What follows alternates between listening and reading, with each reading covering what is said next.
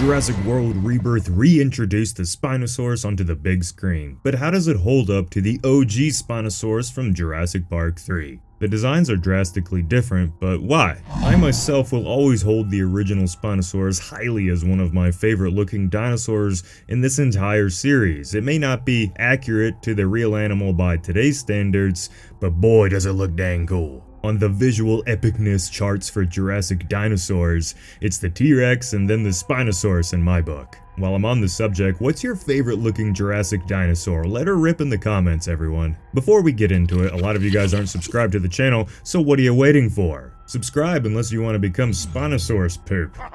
These new Spinos are epic in their own right as well. They're definitely growing on me, that's for sure. They may not ever be as cool looking as the OG in my opinion, but in the efforts of giving audiences an accurate representation of the real Spinosaurus, but while still keeping some of that Jurassic flair, I think they did a solid job. So I'm gonna tell you why the Spinosaurus design was changed, but first, let's quickly compare the two different versions of this apex predator. Overall, the OG Spinosaurus remains the larger animal. Its more developed T-Rex-like legs allowed it to obtain a greater height than Rebirth's version of the creature. Even the feet of the original Spino were much larger and better for supporting its girth on land. This combined with the newer, more horizontal posture of the Spinosaurus makes them seem generally much smaller than the individual from Jurassic Park 3, although lengthwise they're still about the same. It's really just in their stature, posture, and height that you see the major differences here. But the Rebirth Spinosaurus does have one larger feature: its now paddle-shaped tail. More suitable for a primarily aquatic lifestyle,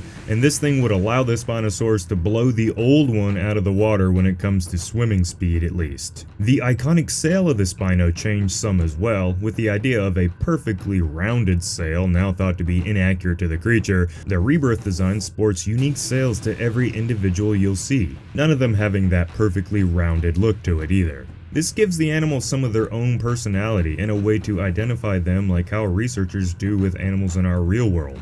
On the skull of both Spinosaurus designs, we see the crown-like crests, but the newer version doubles down on the research supporting the Spinosaurus skulls were much thinner, curvier, and almost lumpier looking than the more crocodilian-shaped skull of Jurassic Park 3's design. Moving on, the more flat and neutral colors of the old Spino design gave the beast a kinda terrifying, almost spectral-like appearance, perfect for scaring the crap out of even the most experienced killers.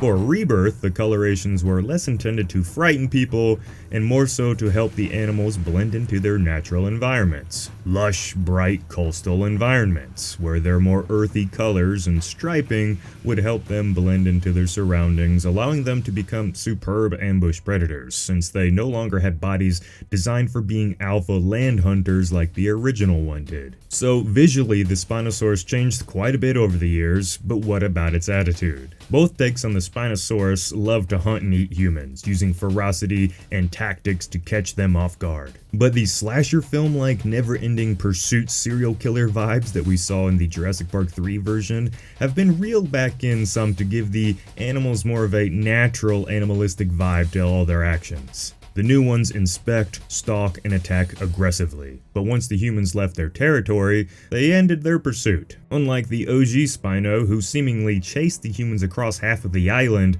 and would have likely kept hunting them if they didn't leave the place. And now we're making it to our big question: why were all these changes implemented into Jurassic World Rebirth for the Spinosaurus? The answer is both insanely simple and obnoxiously complex. In our real world, the Spinosaurus has had one of, if not the most bizarre and dramatic stories in the paleo world. From the first specimen that was ever found being blown up in an air raid during World War II, to endless, always changing, aggressive theories and takes given by some of the field's most respected researchers. Over time, the design went from a more upright postured T-Rex with a sail, slowly progressing to the more monstrous-looking design from the era around Jurassic Park 3, to its pelican phase, and now it's somewhere in between depiction. All of these changes were made to represent the changing in how we think the Spinosaurus lived. Even then, endless debates are still happening regarding the Spinosaurus, so expect the depiction of it to change yet again somewhere down the line. Rebirth's redesign of the Spinosaurus was largely intended to represent modern paleo accuracy in the animal. The people making these decisions on the designs have been under constant pressure to make the dinosaurs of this fictional universe look like their current paleo depictions. I understand why some want to pressure the Jurassic franchise to educate audiences accurately, and if you're really into the science and being accurate, I could see why this would annoy you some. It really is just a rough road to have to go down when you want to pay tribute to the past and honor these legendary depictions from the franchise's golden years. I mean, that's just an amazing looking design right there, you can't deny it even now. But you also have to understand that they are dated in terms of scientific accuracy. So it's good to update these designs to help make sure everyone remains as knowledgeable as possible on these animals, but at the same time, all these updates might take away part of what made the franchise so special in the beginning. It's just a little food for thought is all. Wanting to represent current beliefs on what the Spinosaurus was like certainly had a massive part to play in why the original design was for now retconned into soft canon within the lore. Let's talk about the lore now and how it also had a role to play in why the Spinosaurus looks different. While there's no obvious answer to this in the lore, if you piece some pieces of information together and use a little common sense imagination, there is a very clear reason why the Spinosaurus design changed. The Jurassic Park 3 animal was not a true Spinosaurus. It was developed to be a super land predator that would surpass even a T-Rex. The Spinosaurus from Rebirth was seemingly new attempts at bringing the species back to life in a way that wouldn't create a Jason Voorhees-like killer like the last time. And the lore of this franchise now has so many hidden secrets that these dinosaur cloning people kept from one another. The scientists on the island we saw in Rebirth might not have ever even known about the one on Isla Sorna, at least the Spinosaurus there. We don't know if there were any other augmentations to the animals of Saint Hubert, since in Rebirth apparently lots of the dinosaurs there had their biology toyed with. But in the end, regarding the new Spinosaurs, it appears like the scientists in this facility may have had the goal of making them counterparts to the Mosasaur, so that this would lead to some really exciting shows at the main park attraction.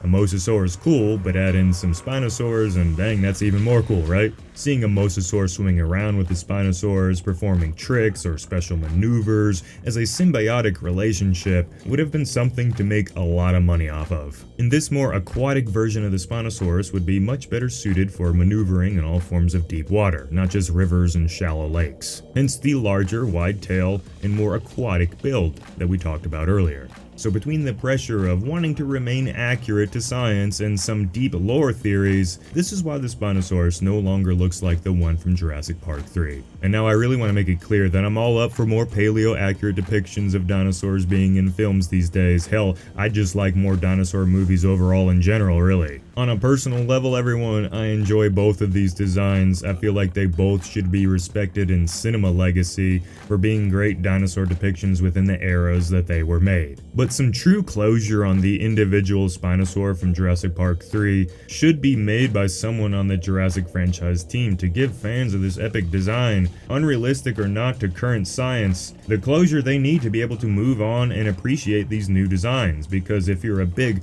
Jurassic Park fan, you're still questioning, where the hell is that damn Spinosaurus? And if going forward they never talk about that thing again and then just all of a sudden all the Spinosaurs just look like these new ones, then that's kind of a bummer to longtime fans. It's all just a little complicated, ain't it?